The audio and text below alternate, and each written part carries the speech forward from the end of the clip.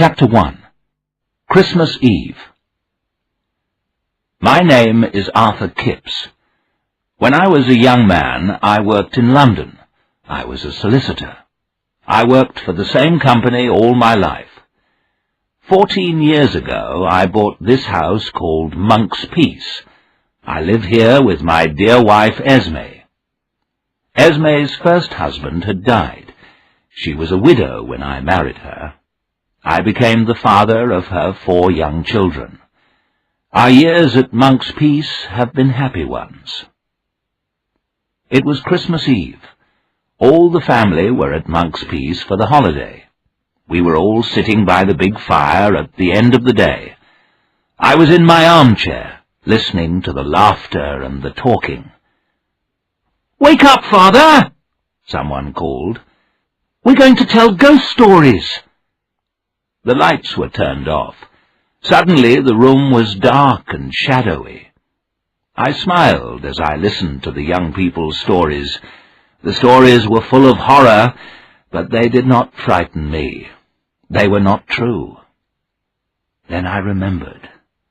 I remembered terrible things.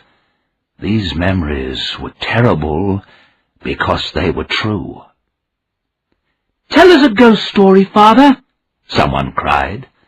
"You must know one story." I stood up, cold and shaking. "No, no," I shouted. "I have no story to tell." I hurried from the room, away from them all. I went out into the garden. I stood there in the cold and in the darkness. My heart was beating fast. I was shaking with fear. Will I never forget? Will I never find peace? How can I find peace? There is only one way. I must write down my terrible story, all the horror, everything. Then I will find peace. I turned and walked back into the house.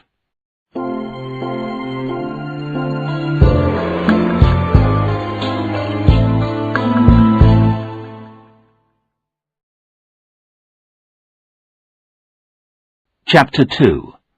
London Fog. My story begins in November many years ago. I was a young man of 23. I worked for a solicitor called Mr. Bentley. Sometimes the work was uninteresting, but I worked hard. I wanted to do well. That November morning, the weather was cold. A thick yellow fog covered London. The fog filled people's ears and eyes. It got into houses, shops, and offices. Mr. Bentley called me into his office. "Sit down, Arthur, sit down," Mr. Bentley said. He pointed to a paper on his desk. "This is the will of Mrs. Drablow, Mrs. Alice Drablow of Eel Marsh House in Yorkshire. A strange old lady and a strange house. Have you ever been to Yorkshire, Arthur?" "No, sir." "Well, my boy, go home and pack your bag. Mrs. Drablow is dead. She has no relatives in England, and we are her solicitors. I want you to go to the funeral." Mr. Bentley saw that I was surprised. "I can't go myself," Mr. Bentley said quickly. "I'm too busy." "After the funeral," he went on, "I want you to go to Eel Marsh House. I want you to look at the old lady's papers. Bring back anything important." Mr. Bentley stood up. "The funeral's at 11 o'clock tomorrow morning," he said. "Take the afternoon train from King's Cross Station. Here is the key to Eel Marsh House. Mrs. Drablow's will and other important papers are in this envelope." And he held out a large brown envelope. Written on the front of the envelope was, "Mrs. Alice Drablow, Eel Marsh House, 9 Lives Causeway, Crithin Gifford, Yorkshire." "What a strange address," I said. "Yes, it's a strange address, and it's a strange place," Mr. Bentley said. "Now, off you go, my boy." There wasn't much time to get ready for the journey. I quickly packed my bag. Then I wrote a note to Stella, my fiancée. Then I set off for King's Cross Station. The fog was thicker now. The smell of fog was everywhere. At last I reached the big, noisy station. I was beginning to feel excited.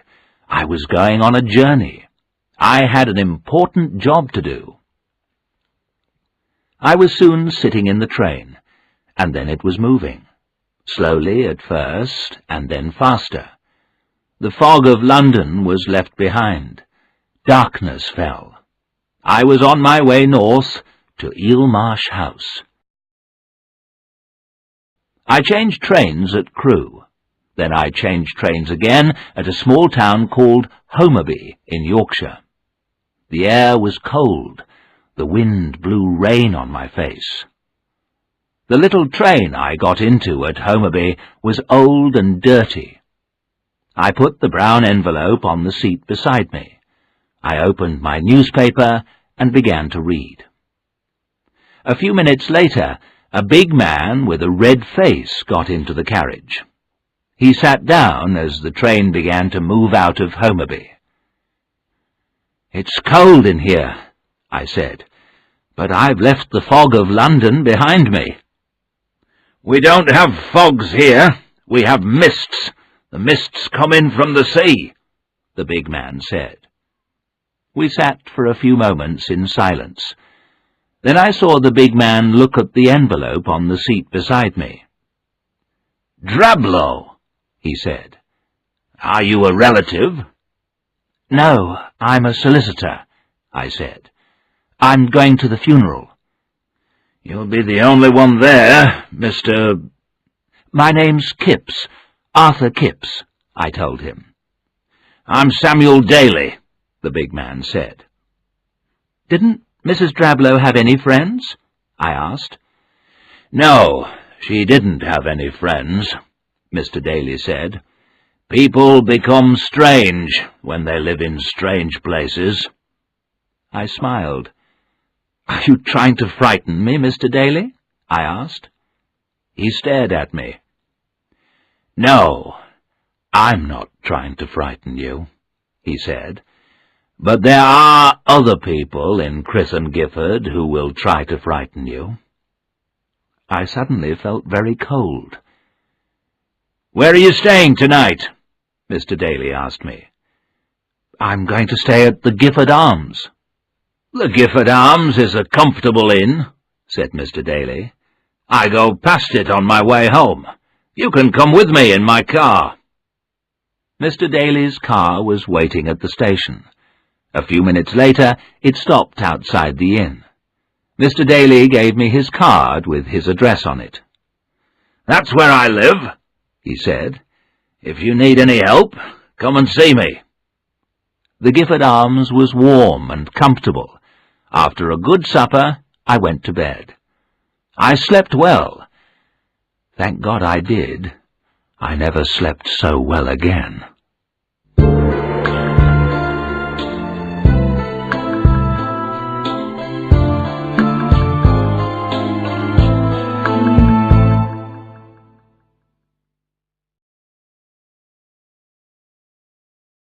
Chapter 3.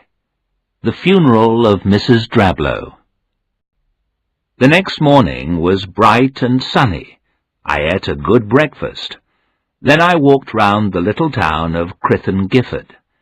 It was market day. The little town was busy. Farmers were buying and selling animals in the market square. The streets of Crith & Gifford were completely flat. The countryside all round the town was flat too. There were no hills at all. To the east of the town were the marshes, and on the marshes was Eelmarsh House. I walked back to the inn and got ready for the funeral. I put on a dark suit and went downstairs again. Mr. Jerome was waiting for me downstairs. Mr. Jerome was Mrs. Dablow's agent. He looked after her house and land. Mr. Jerome was a small man dressed in black. He smiled politely, and we left the inn. As we walked through the square, people stared at us. They stopped talking. No one smiled. The church stood in an old graveyard. There were old gravestones on either side of a long path. It was very cold inside the church. Mr. Jerome and I were the only people at the funeral. Poor Mrs. Drablow, I thought. Didn't she have any friends at all? Then I heard a sound behind me. I turned. A young woman was standing at the back of the church. She was dressed in old-fashioned black clothes, clothes of 60 years ago. A large, old-fashioned bonnet covered her face. She raised her head and looked at me. The young woman's face was white and very thin. How ill she looked. When we left the church, I looked for the woman, but I did not see her. Then, in the graveyard, I saw her again. In the sunshine, her face was whiter and thinner. I closed my eyes to pray. When I opened them, the woman had gone. Beyond the graveyard I saw the estuary, and beyond the estuary was the open sea. The funeral was over. I followed Mr. Jerome from the churchyard. "Who was that young woman?" I asked him. Mr. Jerome stopped and looked at me. "Young woman?" he said. "Yes, a young woman. She was dressed in black, and she looked very ill." Mr. Jerome's face went white. "I did not see a young woman," he said. I looked behind me. The young woman was standing beside Mrs. Drablow's grave. "Look, there she is," I said. Mr. Jerome made a strange sound. He did not turn round to look at the woman. He held my arm tightly. He began to shake. "Mr. Jerome!" I cried. "Are you ill? Let go of my arm, and I'll bring a car for you." "No, no!" he cried. "No, sir. Stay with me." After a few moments, Mr. Jerome spoke again. "I'm very sorry, sir," he said quietly. "I felt ill for a moment. I can go on now." We walked slowly back to the Gifford Arms. "Are you taking me to Eel Marsh House, Mr. Jerome?" I said politely. The little man shook his head. "No, not me," he said. "Keckwick will take you. You have to go across a causeway to get to Eel Marsh House. When the tide is in, the sea covers the causeway. You can't get across. You can only cross the causeway when the tide is out. That will be after 1 o'clock. "There may be a lot of papers to look at," I said. "I may stay in Eel Marsh House tonight." "You will find the inn more comfortable," Mr. Jerome said quietly. "Perhaps you are right," I said. The lunch at the Gifford Arms was a good one, and I ate well. At 1:30, I was waiting outside the inn. The key to Eel Marsh House was in my pocket. I listened for the sound of Keckwick's car.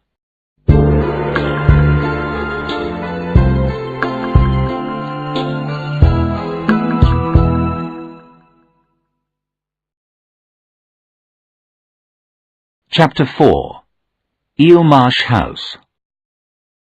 After a few minutes, a pony and trap came into the square. It stopped beside me.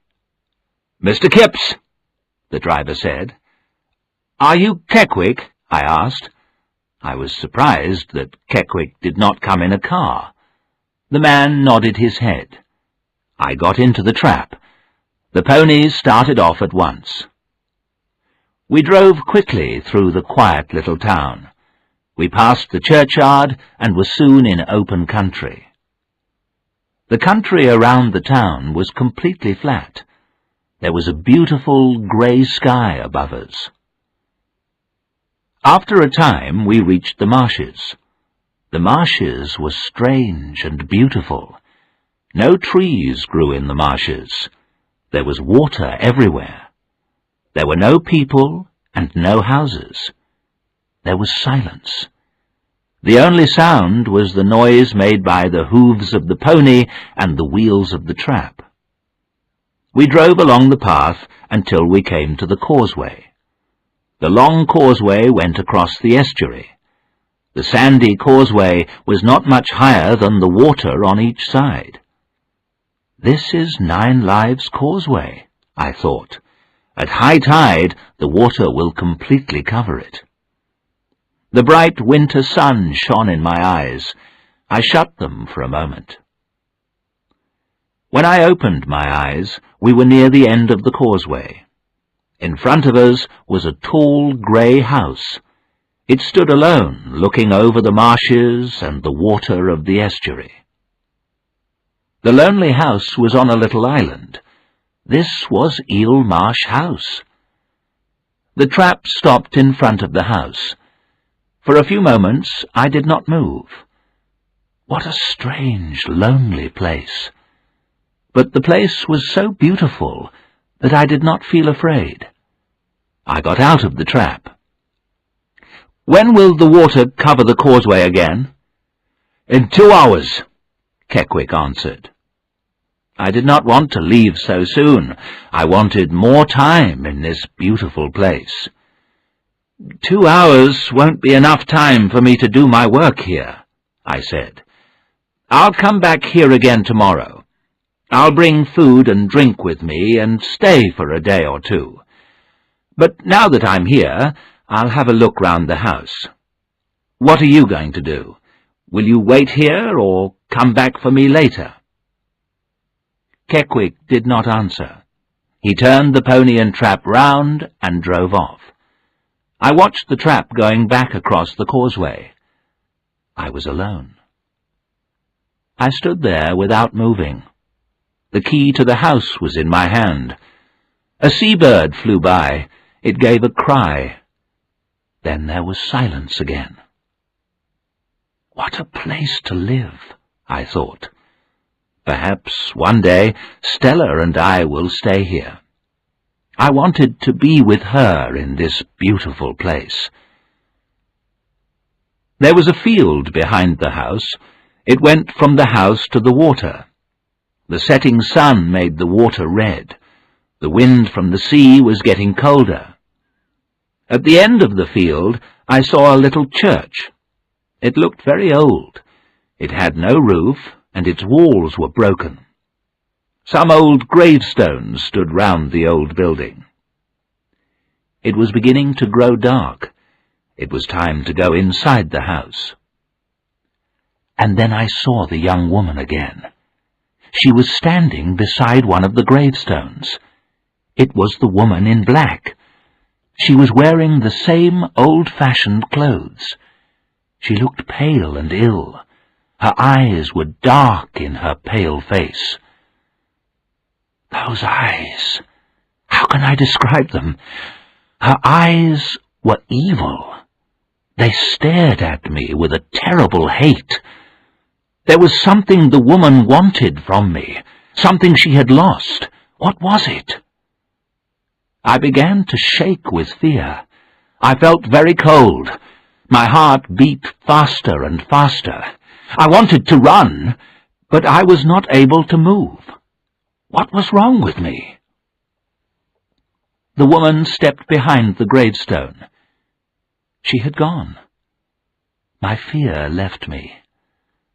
I ran down into the graveyard. I looked for the young woman everywhere, but she had disappeared. There were the marshes, and there was the shining causeway.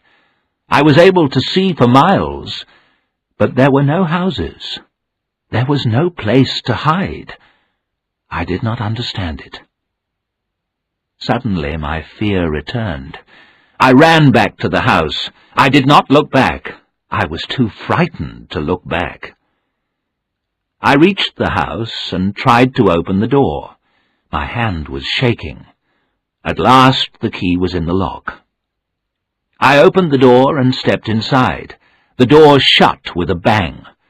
The sound went through the empty house. What had happened to me? Who was the woman in black?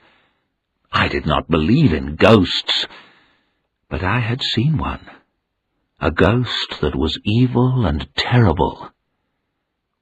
But I was inside the house now. I was safe. I smiled.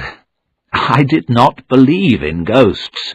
I had work to do, and I wanted to do it well. I must forget the woman in black. I looked around. I was standing in a dark hallway. In front of me was a wide staircase. On one side was a passage. Perhaps it led to the kitchen. There were several doors, all of them closed. It was getting darker. I switched on a light in the hall. I went to the nearest door and opened it. I then opened one door after another. One door was locked. There was old furniture in every room. It was all large and heavy. There were old pictures on all the walls. Every room had desks and cupboards. And my job was to look through all of them. There was a damp smell in the house. Some of the rooms had not been used for many years. The whole house was dark and shadowy. Mrs. Drablow had lived here alone, I thought. I was not surprised that people said she was strange. I pulled up the blinds at every window. From each window I was able to see the marshes and the estuary. It was a beautiful place, but silent and lonely. I used the keys to open some desks and cupboards. All of them were full of papers. I was sure that some of these papers were important. I had to look at all of them. This job will take a long time, I thought. It was too late to start work that afternoon. I looked at my watch. Keckwick was not coming back for another hour. I decided to walk back along the causeway. I was able to see the path from the window. It went straight ahead. It was not possible for me to lose my way. I was sure to meet Keckwick on the way.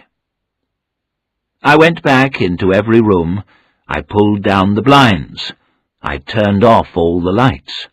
I locked the front door behind me. Then I started to walk along the causeway.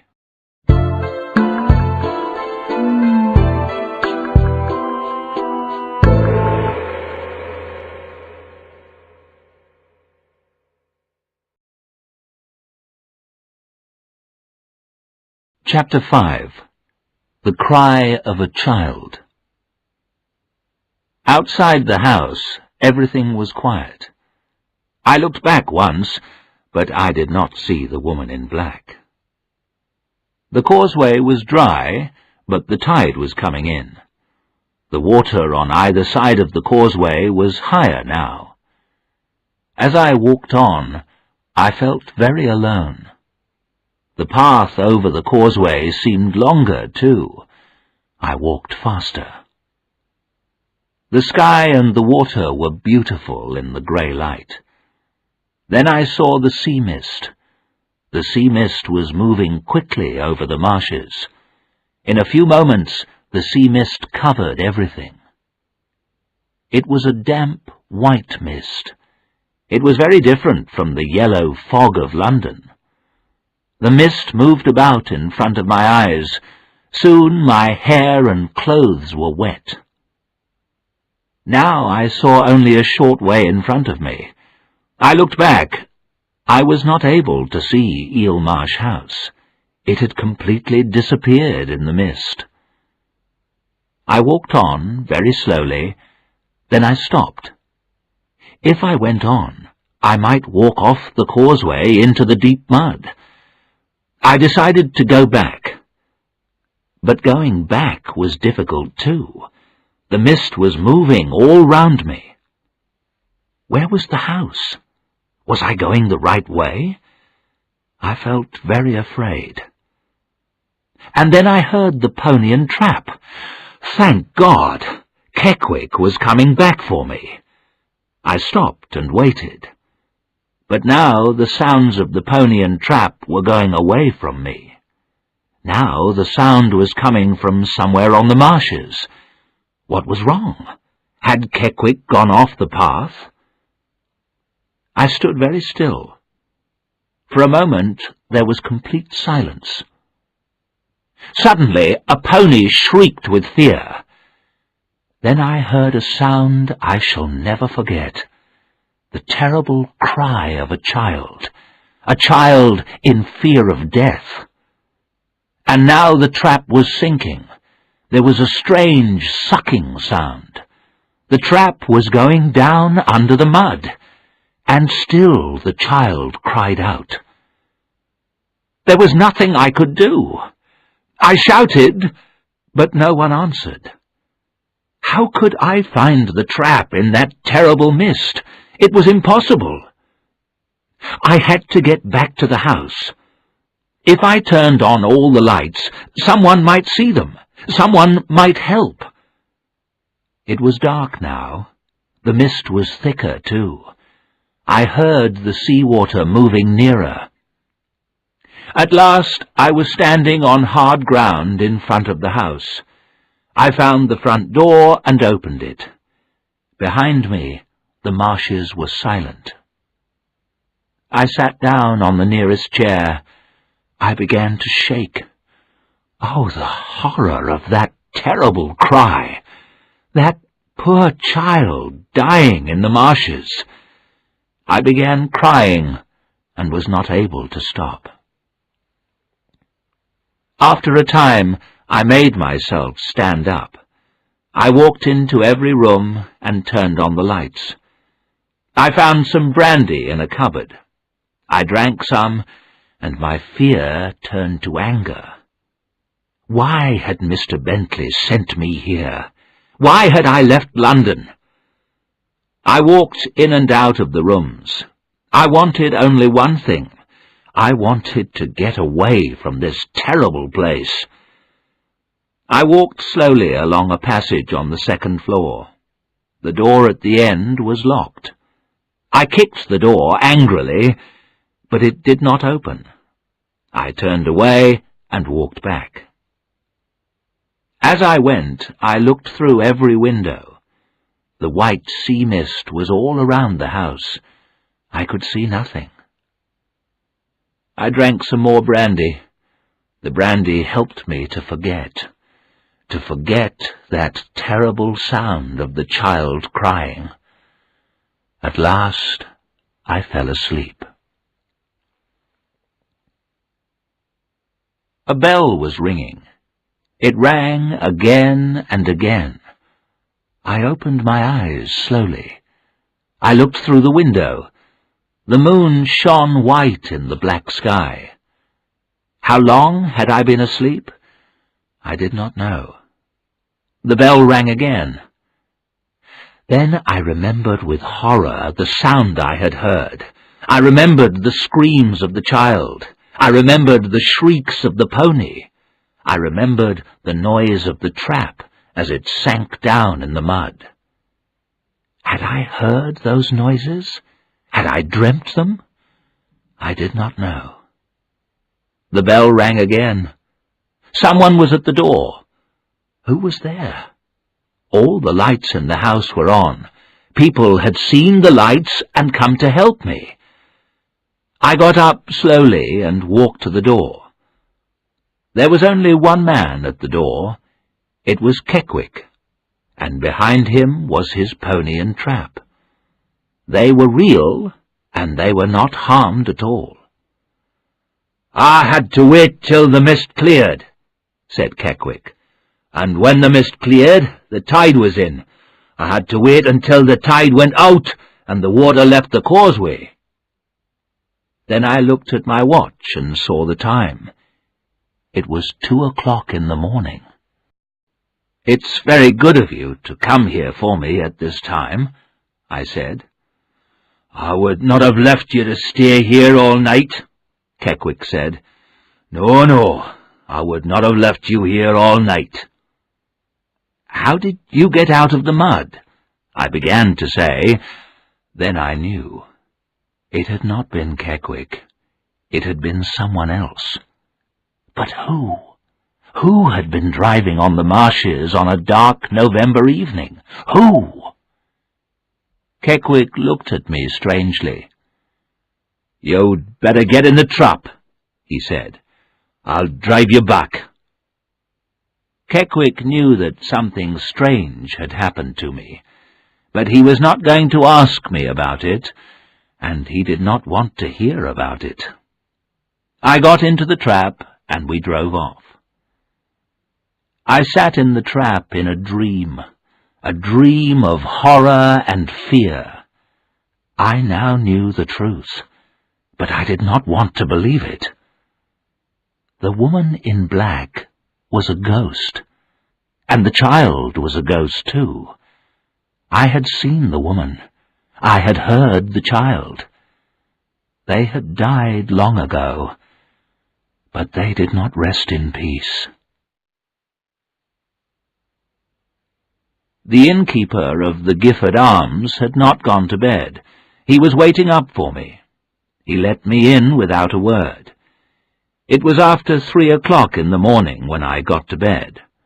I slept, but in my dreams I heard the cry of a child. I stood once more in the white sea mist, and always near me was the woman in black.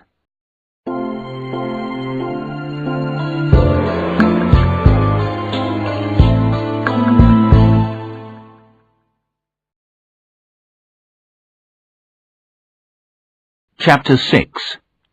I Go Back. When I woke, the sun was shining. At first I felt weak and ill, but after a bath and breakfast I felt better. I was not going to run away. I had a job to do. I was afraid. I had seen and heard terrible things. But I was a young man, and young men forget easily. I was going back to Eel Marsh House. I was going to look at Mrs. Drablow's papers, but not today, and not alone. I wanted some exercise. I told the innkeeper I was going for a long walk. "Can you ride a bicycle, sir?" he said. "There's a bicycle here you can use." I was very pleased. Stella and I often rode bicycles into the country. Yes, an hour or two on a bicycle. That's what I needed. Then tomorrow I would go back to Eel Marsh House, but not alone. I decided to talk to Mr. Jerome. He probably had a boy who worked in the office. The boy can help me, I thought. Together we will finish the job quickly. I walked through the town to Mr. Jerome's office. He did not look pleased to see me. "The house is full of papers," I said. "I must look at them all. I need help." A look of fear came into Mr. Jerome's face. "I can't help you, Mr. Kipps," he said quickly. "But can your office boy help me?" I said. "I don't have an office boy," Jerome answered. "Well, any other boy in the town," I said. "I'll pay him, of course." Mr. Jerome stood up. His face was white. "You will find no one to help you! No one!" he shouted. "I think I understand you, Mr. Jerome," I said. "No one in this town will stay at Eel Marsh House. Everyone is too afraid of seeing—" I stopped. "The woman in black?" Mr. Jerome said. "Yes," I answered. "I saw her again." he whispered. "In the graveyard, behind Eelmarsh House. But she's not going to stop me, whoever she is, or was." I laughed. My laugh did not sound true. "I must be brave, Mr. Jerome," I added. "I'm not going to run away." "That's what I said," the little man replied very quietly. I did not understand him. "Well, I'll go back alone," I said. "Perhaps I'll not see the woman again." "I pray that you do not," Mr. Jerome said slowly. "I pray that you do not." I went back to the inn. I wrote a letter to Mr. Bentley. I told him I wanted to stay for a few days. I said nothing about the woman in black. Then I took the bicycle and rode off. The weather was perfect for cycling. The wind was cold, but the air was bright and clear. I decided to ride west, away from the marshes. I was going to ride to the next village and have lunch there. At the end of the town, I looked to the east. I was looking back to the water of the marshes. The marshes were pulling me back. I knew I had to go back to them. But not now. Not today. Taking a deep breath, I turned my bicycle. My back was to the marshes now. I cycled away from the marshes along the country road.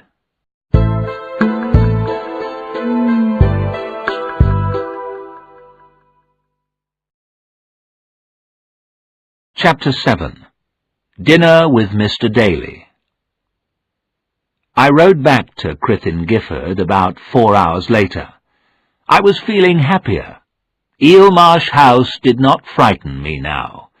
I knew I was brave enough to go there alone. The sea mist and loneliness of the place had frightened me.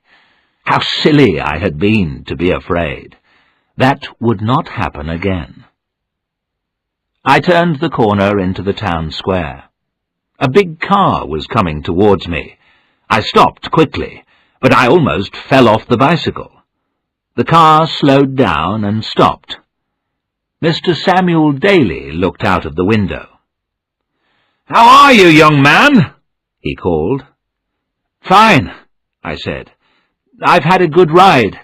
I feel hungry, and I'm looking forward to my dinner tonight." "And what about your business?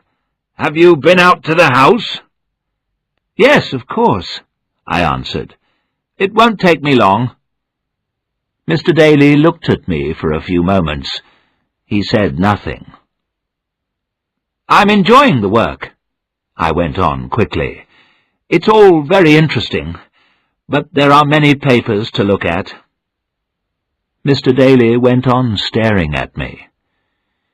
"Mr. Kipps," he said, "those are brave words, but I don't believe them. Come to my house for dinner tonight. The innkeeper knows where I live." He sat back, and the car drove on. Mr. Daly's words did not make me change my mind. I was going back to Eelmarsh House. I went shopping in the town. I bought tea, coffee, and bread. Then a large torch and rubber boots. I wanted to be ready for anything at Eelmarsh House. I told the innkeeper what I was going to do. "Tomorrow," I said, "I'm going to go to Eelmarsh House. I'm going to stay there for 2 nights. Can I use your bicycle?" The innkeeper nodded. He said nothing, but he looked at me sadly. In the evening I cycled out to the Daly's house. It was a very large house. Mr. Daly was clearly a rich man. Mr. Daly and his wife gave me a friendly welcome. The food and drink were very good. All through dinner, Samuel Daly talked about himself. He had worked hard all his life. Now he owned land and houses. I told him about Stella and our plans for the future. After dinner, Mrs. Daly left us. Until then, Mr. Daly had not spoken about Mrs. Drablow or Eel Marsh House. He filled my glass and his own with wine. "You're a fool to go on with it," he said. I knew what he meant. "I've got a job to do, Mr. Daly," I said, "and I want to do it well." "Listen to me, Arthur," Daly said. "There are stories about that place. Stories I'm not going to tell you. You'll hear them from other people. Perhaps you've heard them already. You've been out to the house, haven't you?" "Yes, I've been there," I answered, "and I heard and saw things I cannot understand." And then I told him everything. Mr. Daly listened carefully, but said nothing. "I think the woman in black is a ghost," I said. "She made me afraid. She has the power to make people afraid. But that is all. She did me no harm." "And what about the pony and trap? The child's cry?" Daly asked. Yes, I thought to myself, the child's cry was the worst of all. But I did not say that to Mr. Daly. "I'm not running away," I said. "You shouldn't go back," Daly said. "I must." "Then don't go alone." "No one will go with me," I answered. "I'll be all right. After all, Mrs. Drablow lived there alone for 60 years. "Alone? I wonder," Mr. Daly said. He stood up. It was time for me to go. A servant brought my coat. When the man had left, Daly said, "Are you really going back to that house?" "I am," I answered. "Then, if you must go, take a dog," Daly said. I laughed. "I haven't got a dog," I said. "But I have a dog," Daly answered. "You can take her with you now." We walked out of the house together. "Wait here a moment," Daly said. He walked round to the back of the house. I stood there, smiling. I liked dogs. I was happy to have a dog with me in that empty old house. After a few moments, Daly returned with a bright-eyed little dog. "Take her," he said. "Bring her back when you've finished." "What's her name?" "Spider." Hearing her name, the little dog wagged her tail. "Thank you," I said. "Come on, girl. Come on, Spider." I began to walk away. The dog did not move. She looked at Daly. "Go on, girl," he said. Spider ran over to me at once. Waving goodbye, I got on my bicycle. Then, with Spider running behind me, I rode back to the town. I felt happy and safe. I was looking forward to the morning.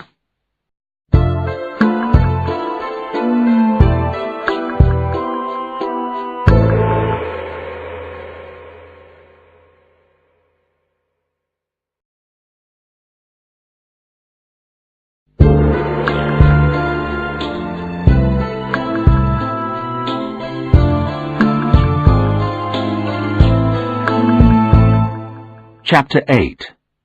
Sounds in the Night. Next day the weather was good. At 9 o'clock Mr. Bentley phoned from London. "I've received your letter," he said. "You can stay for a few days. Send me any papers that look important. Leave the other papers in the house. Don't stay too long." "I'll finish the work as quickly as I can," I answered. "It's a strange old house," I added. "Mrs. Drablow was a strange old woman," Mr. Bentley said, and he put the phone down. By 9:30 I was ready. There was a basket on the front of the bicycle. I put everything in the basket. I cycled off happily. The little dog, Spider, ran along behind me. The tide was coming in. Very soon it would cover the causeway. But that did not worry me. The air was clear.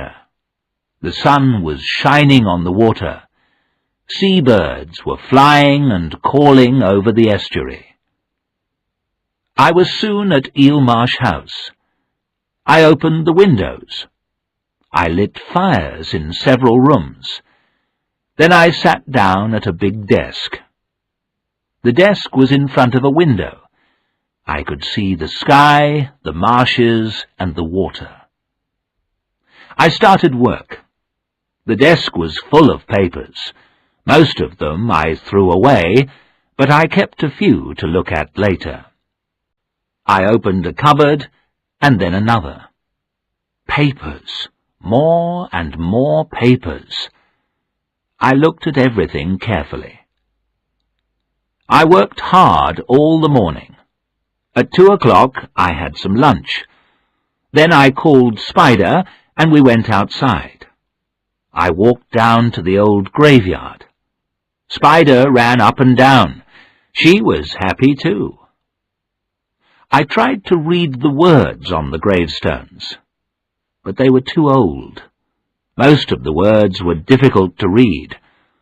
The writing on one stone was a little clearer. Some letters were worn away, but I could read most of the words.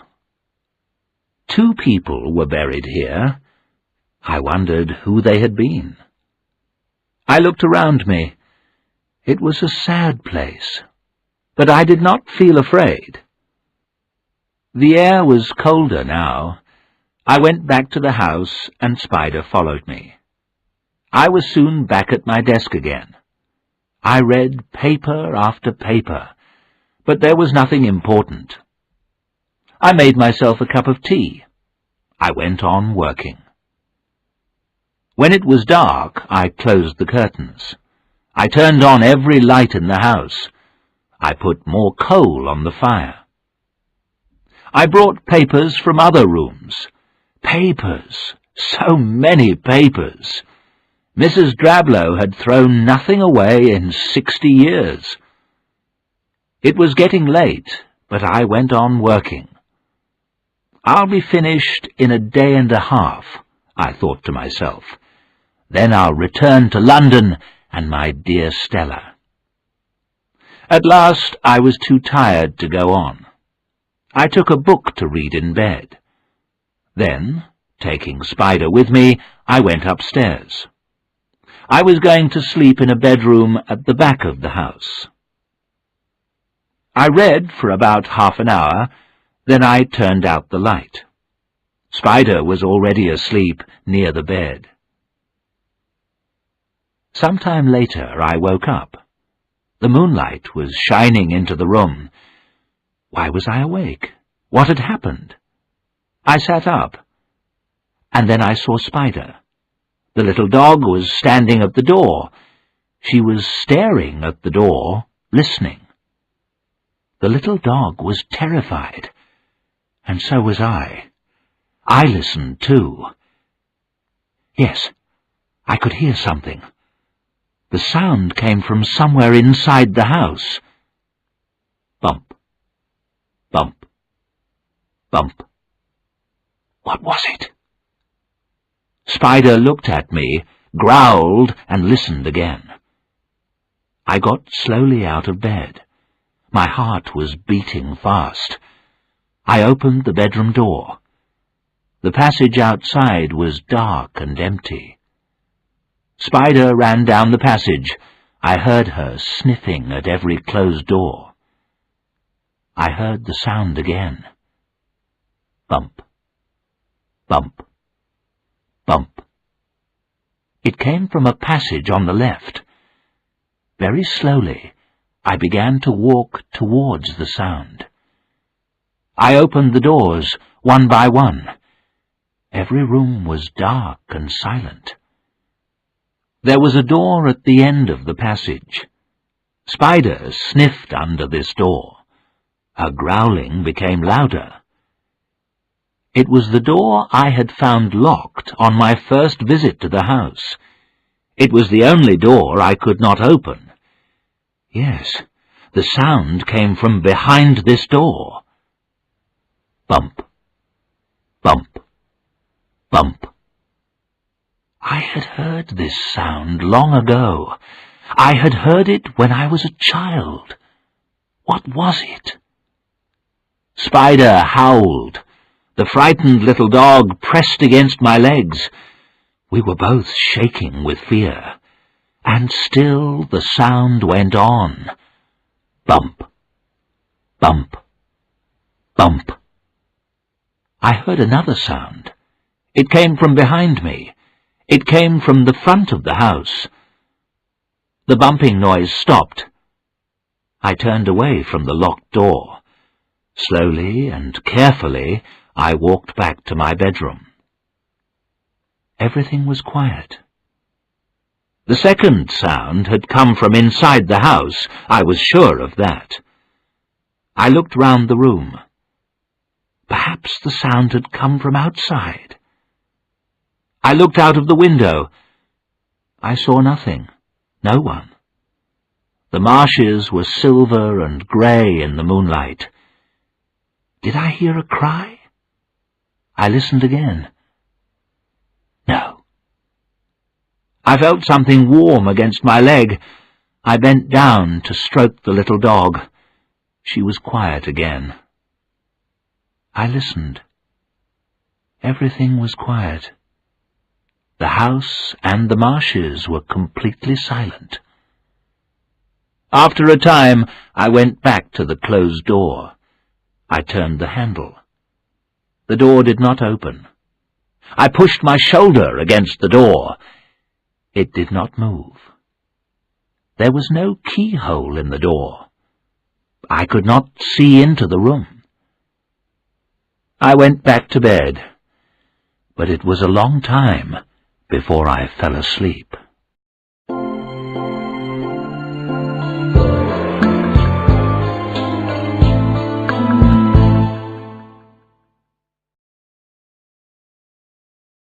Chapter 9.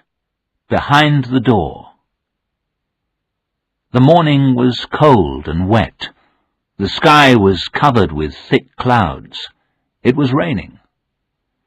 I was very tired, but after breakfast I felt better. I went back to the locked door. I stood and listened, but I heard nothing. At 9 o'clock I rode back along the causeway on the bicycle. Spider ran beside me. There was a letter from Stella at the Gifford Arms Inn. Her loving words made me feel very happy. In 2 or 3 more days we would be together again. I walked round the town buying more food. Then I rode back along the causeway. I was back at Eelmarsh House in time for lunch. The clouds were thicker now. The sea mist was coming in over the marshes. Inside the house it was already dark. I put on all the lights, but the house stayed dark and shadowy. My fears returned. I decided to go back to the town. I went outside. There was some mist around the house, but I was able to see the causeway. However, it was completely covered by water. I could not return to Crithin Gifford that day. So I whistled to Spider. She ran to me quickly.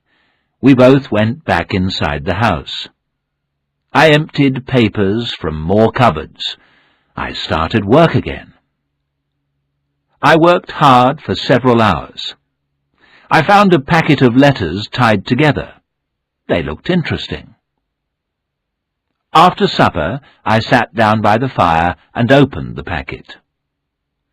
There were some papers and some letters. The letters were all in the same handwriting.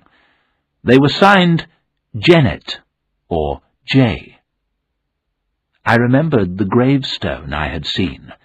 It was in the graveyard at the back of Eelmarsh House. One of the names on that gravestone had been Janet. Was this the same Janet? There were dates on the letters. The letters had been written 60 years ago. Each letter began with the words, "Dearest Alice." Alice was Mrs. Drablow's first name. All the letters were written to Mrs. Alice Drablow. I looked through them quickly. Janet was Mrs. Drablow's younger sister. I began to read the letters carefully. They were short and in simple language. They told a sad story. Janet was unmarried, but she was going to have a child. The child's father refused to marry Janet, and he left the country. Janet did not know what to do. Her family refused to help her. Then the child was born, a boy. For a few months there were no letters. Then Janet began writing again. And now her letters were full of anger.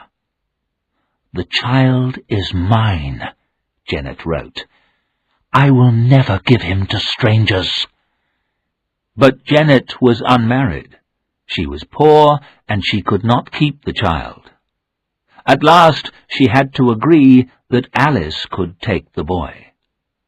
In her last letter, Janet wrote, "Love him, Alice. Love him as your own child. But remember, he is mine. Mine. He can never be yours. Forgive me. My heart is breaking." Poor Janet, I thought. What a sad story. I began to look at the other papers. The first one was from a solicitor's office. The paper was about a boy called Nathaniel. Nathaniel was the son of Janet Humphrey. Nathaniel had been adopted by Thomas and Alice Drablow of Eelmarsh House. Alice Drablow was Janet Humphrey's married sister. Nathaniel had been given the name Drablow. So the child, Nathaniel Drablow, had lived here, I thought, away from the mother who loved him. I thought for a few moments about Janet Humphrey and her sad life. Then I picked up the next paper. At that moment, Spider growled. The little dog was standing at the door. Every hair on her body was stiff with fear. I sat there for a few moments, frozen with fright. Then I stood up. If this was a ghost, I must face it. I made myself walk to the door. I opened it. Spider rushed out of the room and up the stairs. I heard her run along the passage. She stopped. I knew she had stopped outside the locked door. I heard the sound again. Bump, bump, bump. I knew what I must do. I must open that door.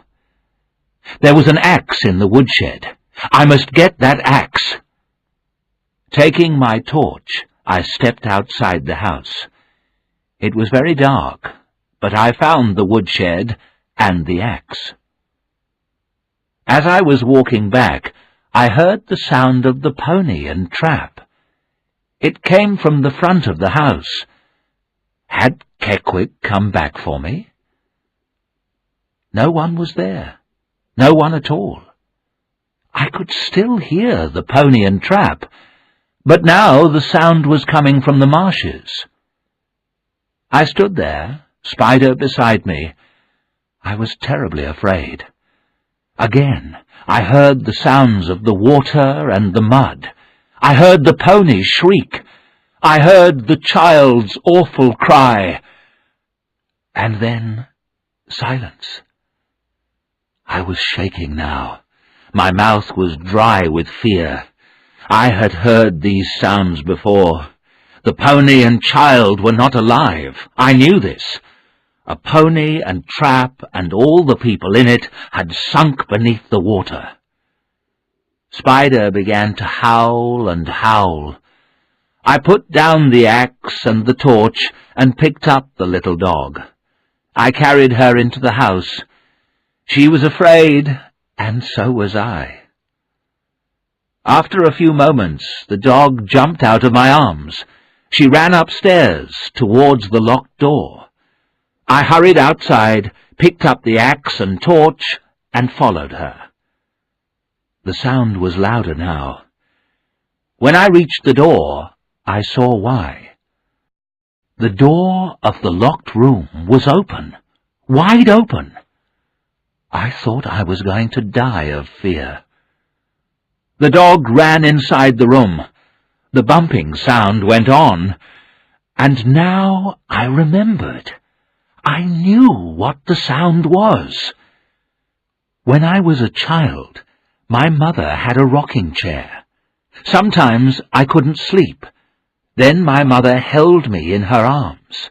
She sat in the chair and rocked me backwards and forwards. Bump, bump, bump. That was the sound made by the rocking chair on the floor.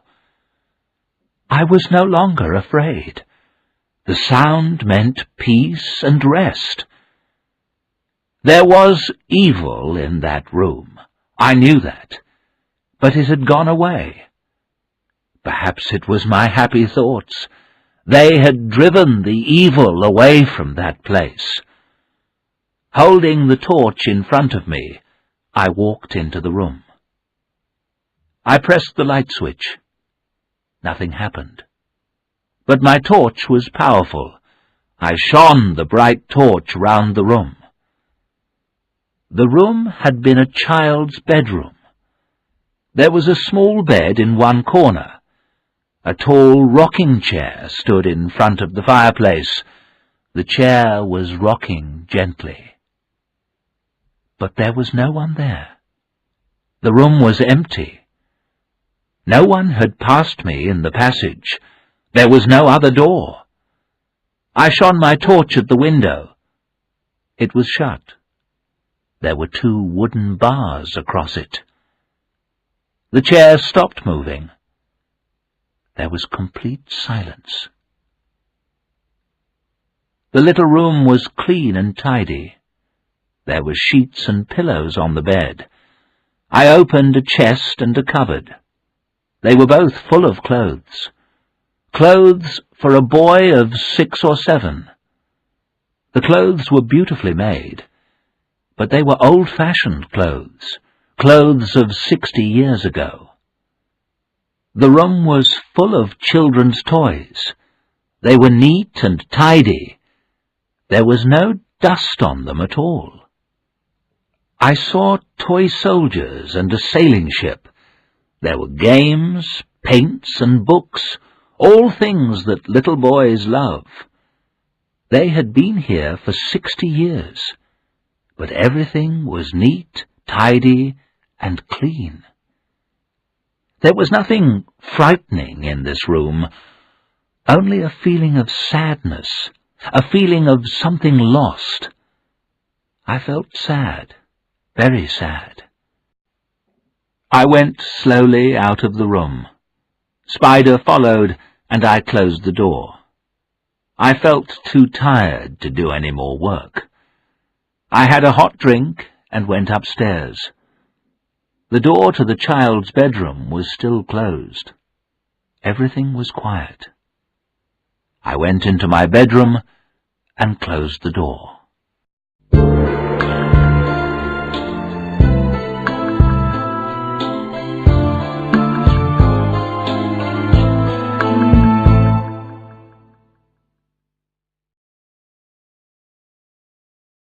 Chapter 10. Terror on the Marshes. That night there was a very strong wind. It whistled and howled around the house. The windows shook. I slept, woke, and slept again. Then suddenly I was wide awake. I thought I heard a cry. The wind blew more loudly. Then I heard the cry again. It was the cry of a child, a cry for help, the cry of a child dying in the marshes. For how many years had the child cried out? "Rest in peace," I prayed. But that child could not. I could not sleep. I got up. I opened the bedroom door. Spider followed me into the passage. Suddenly, two things happened. Someone or something went past me. The wind howled louder than ever, and all the lights went out. I stood there in the darkness. I could not move. Who had gone by? Who was in the house with me? I had seen and heard nothing. But I was sure of one thing. Someone had gone along the passage to the child's bedroom. Someone dead for many years. A ghost. I had to have a light. I walked back carefully into my bedroom. I went slowly to the table near my bed. I found the torch and picked it up. But it slipped from my fingers. It fell and broke on the floor. Spider came close and touched my hand. As I held the little dog, the wind howled again. And once more, louder than the wind, I heard the child's cry. I could not sleep. I must have a light, I thought. I cannot stay here in the dark. Then I remembered. I had seen a candle in the child's bedroom. For a long time I did not move. There was something evil in the child's bedroom. But I had to go back to get that candle. I went down the passage slowly. I opened the door of the child's bedroom. Everything was quiet. I found the candle and picked it up. Now I was in the bedroom, I was not afraid. But I felt sad. I had a feeling of something lost, someone who had died. I had never had that feeling before. Why did I have it now? After a few minutes, I walked slowly out of the room. I closed the door. At once, the sadness left me. In my bedroom, I found some matches. I lit the candle. I opened my book and began to read. Some time later, I fell asleep. When I woke up again, the sky was light. It was morning. Spider was standing at the door. She wagged her tail and looked at me. The dog wanted to go out. I got up and dressed quickly. Spider ran to the front door. I opened the door. Spider ran out happily. The air was very cold. Then I heard a whistle, a high, clear sound. Spider heard it too. Before I could stop her, she was running. She was running away from the house onto the marshes. I called and called, but she did not hear me. I watched the little dog running on and on. But who had whistled? The marshes were completely empty. Then I saw the dog slow down and stop. I knew at once what had happened. The poor animal was caught in the mud. The mud was pulling the dog down, pulling her down deeper and deeper. I could not let the little dog die. Without thinking, I ran out across the marshes towards her. The cold wind blew in my face. I could not see clearly. My feet stuck in the mud. I pulled myself free. The tide was coming in quickly. I called out to the dog. Most of her body was now under mud and water. I could not get any nearer to her. I could do nothing. We will both die here in this terrible place, I thought. No, it could not happen. Very carefully, I lay down. I stretched forward little by little. The dog sank deeper into the mud.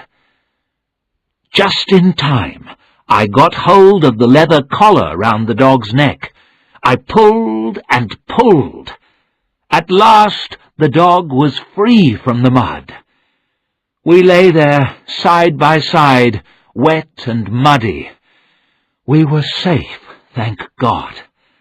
The dog was alive, and so was I. How long we lay there, I do not know. At last I got up. I began to walk slowly back to the house. As I got nearer to the house, I looked up. I saw the window of the child's bedroom. Someone was standing there, looking out. It was the woman in black. She stared at me. The hate in her eyes was terrible. I began to shake. Somehow I reached the front door of the house. Then, to my horror, I heard the sound I feared most, the sound of a pony and trap.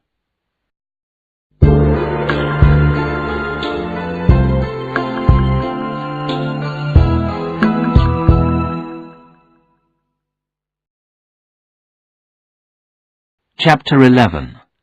I Leave Eelmarsh House. The next thing I knew, I was lying on a couch in the sitting room. Mr. Daly was leaning over me. I tried to sit up, but I couldn't. I did not know what had happened to me. "The trap! The pony and trap!" I said. "Oh, that was me," Samuel Daly said with a smile. "I've come here in a pony and trap. It's safer than a car on that causeway." "What's the matter? What did you think?" I've heard another," I said. "Keckwick, perhaps?" "No, not Keckwick," I said. "But why did you come?" "I was worried about you," said Daly. "It's a good thing I came. People have drowned in those marshes, you know." "Yes, I was nearly pulled under. And the dog." Then I remembered. "Spider!" I cried. "Where's Spider? Did she—" "She's safe," Daly said. "She's here." At the sound of her name, the little dog jumped up and wagged her tail. "Now I'm taking you home with me," said Daly. "You can't stay here." For a few moments I said nothing. I remembered what had happened to me. I knew that the woman in black was a ghost. But why was she here? I knew there was evil here, and sadness too. Why? I wanted to know. And I had to finish my work too. "Thank you, Mr. Daly," I said after a few moments.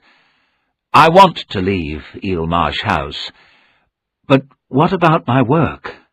I must look at all Mrs. Drablow's papers. I don't think there's anything important, but they must be looked at." "I found some letters last night," I went on. "They looked interesting. I'll bring them with me." Very slowly I got up. I picked up the packet of letters from the desk. Then I went upstairs to get my things. My fear had gone. I was leaving Eelmarsh House. If I came back, I would not come alone. I packed my bag and left the room. I decided to have one last look at the child's bedroom. The door was open, but I was sure I had closed it. I could hear Mr. Daly downstairs. I was safe. I walked slowly towards the open door. Then I stopped. Did I want to go in? She had been here. I had seen her. I pushed open the door. I could not believe my eyes. Everything in the room was broken and torn. The cupboards were all open. Toys, clothes, and books lay on the floor. They had been thrown there by some terrible power. Everything was destroyed. Everything except the rocking chair. It had been pushed into the center of the room. The chair was not moving now. Who or what had done this terrible thing? Feeling ill and shaking, I got into the trap beside Mr. Daly.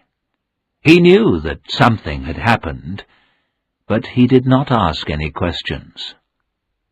He put Spider on my knees. I held the dog tightly. Then we drove off away from the house across the Nine Lives Causeway. Everything was grey and quiet. There was no colour, no sound. I looked back at Eelmarsh House. No one was watching us. The house stood there, grey and terrible. As we crossed the estuary, I turned my eyes away. I did not want to see that terrible place again.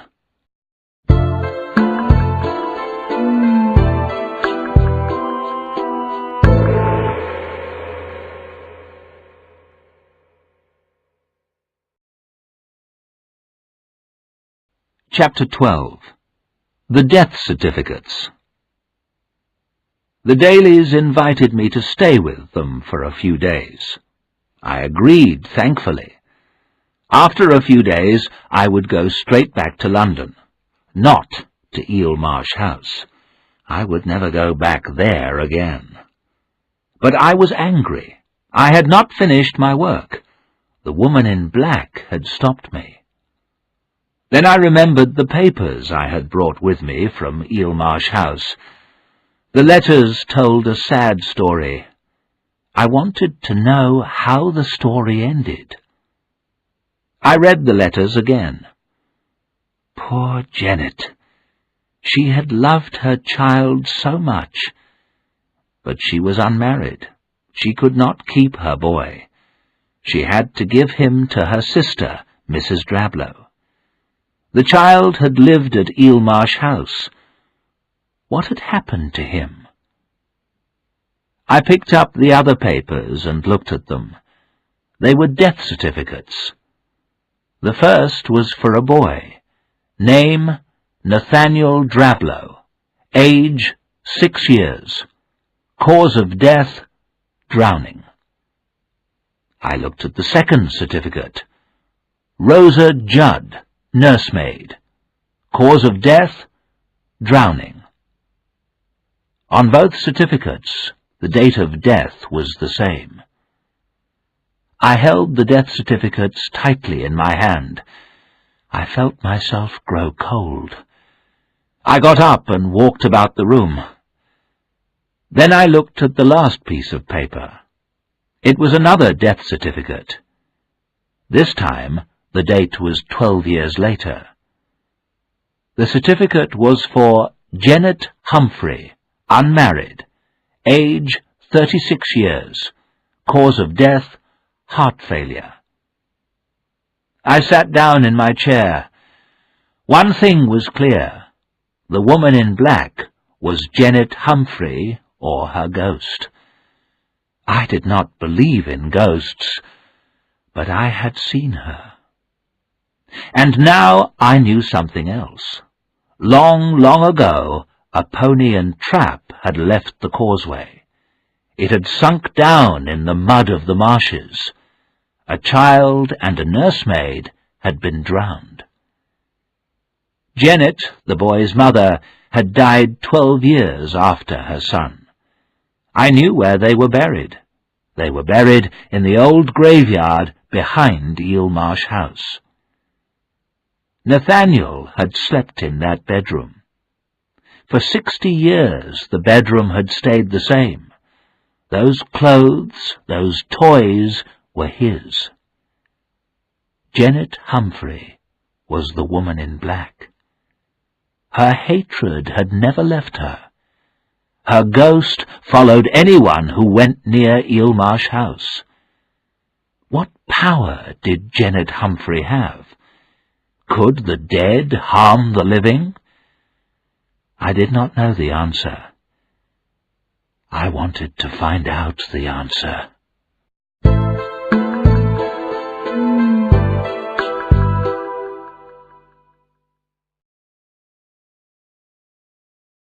Chapter 13. Nothing Can Happen Now. That evening, after dinner, I had a long talk with Mr. Daly. Spider was asleep in front of the bright fire. Daly gave me a drink, and I began my story. I told him everything I had seen and heard. When I had finished, there was silence. My story was told. I was at peace. "Well, young man," Samuel Daly said at last, "you've had an unhappy time here."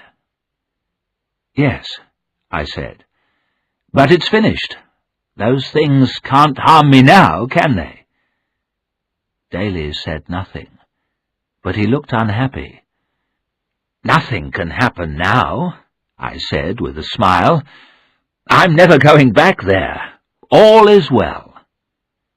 Daly said nothing. I began to feel worried. "Can there be anything else?" I asked. "Nothing will harm me now, will it?" "Not you, perhaps," Daly said slowly. "You can leave, but the rest of us must stay here. We have to live with it." "With what? Live with what?" I asked. "This town has lived in fear for a long time," Daly said. "For more than 50 years. Terrible things have happened, but people don't talk about them." My heart beat faster. I did not want to know any more, but Mr. Daly went on talking. "You know most of the story, but not all of it," he said. "Janet Humphrey sent her boy to Eelmarsh House, to her sister, Mrs. Drablow. At first, Janet went away to another part of the country, but she had to be near her son. She came back to Crithin. She got work in the town, but Alice Drablow refused to see her. She refused to let Janet see the child. Janet's anger was terrible. So Alice Drablow allowed her to visit the house, but she must never tell the boy who she was. But the boy looked like his mother, and he loved her. He loved his mother more than Alice Drablow. Janet wanted her son back. She planned to take him away from Eelmarsh House. Then the accident happened. The sea mist came down suddenly. The boy and the nursemaid were drowned. The driver of the trap, too. He was Keckwick's father. And the boy's little dog. They were all drowned, Daly said. "All drowned," I said slowly. "Yes, and Janet saw everything. She saw everything from the bedroom window." "Oh, my God," I said quietly. "Janet Humphrey began to go mad," Samuel Daly said. "She was mad with sorrow and anger. She said her sister had killed her son. Then poor Janet became ill. She became thin and pale. Children were frightened of her. When she died, people began to see her ghost. There is something more terrible. Each time she is seen, something else happens." "What?" I asked. "A child has died, either by illness or in a terrible accident." "Any child? A child in the town?" "Any child," said Daly. "Once it was Jerome's child." "You may find this hard to believe, Arthur," Daly added, "but it is true." I looked into his eyes. "I believe it, Mr. Daly," I said. "I believe it." That night I slept badly. I woke up again and again. I had terrible dreams. When morning came, I felt weak and ill. I was very ill for 5 days. In my illness, I had terrible dreams. In my dreams, the woman in black pushed her terrible face near mine. She sat on my bed, watching. I heard the cry of her dying child again and again. I heard the bump, bump of the rocking chair. Slowly, I got better. At the end of 12 days, I was well again. It was a day of winter sunshine. I was sitting downstairs by the open window. Spider lay at my feet. A bird was singing in the garden. I listened to it with peace in my heart. I heard the sound of a car and voices. I heard footsteps. The door behind me opened. "Arthur," a voice said quietly. It was a voice I knew. I turned quickly. My dear Stella was walking towards me. She had come to take me home. The next morning, Stella and I left together. We did not go back into the town. We went straight to the railway station in Mr. Daly's car. The Dalys had looked after me well. I was sad to say goodbye to them. They agreed to visit us in London. And I was sad to say goodbye to Spider. There was a question I had to ask Mr. Daly. I waited until Stella was saying goodbye to Mrs. Daly. "There is something I must know," I said to Mr. Daly. "You told me that a child always died." "Yes, always." "Then has a child—" "No, nothing has happened," Daly said. "A child hasn't died yet." "Then pray God the woman in black has gone forever," I said. "Pray God her power is at an end." Yes, Daly said. "We all hope that." I began to feel sorry for poor Janet Humphrey. She had lost her son. Her sorrow and anger had made her mad. Now Mrs. Drablow was dead. Eelmarsh House was empty. Wasn't that the end? Could Janet Humphrey rest in peace now? The train was waiting. I said goodbye to the Dalys. Thank God, my business in Crithin Gifford was finished.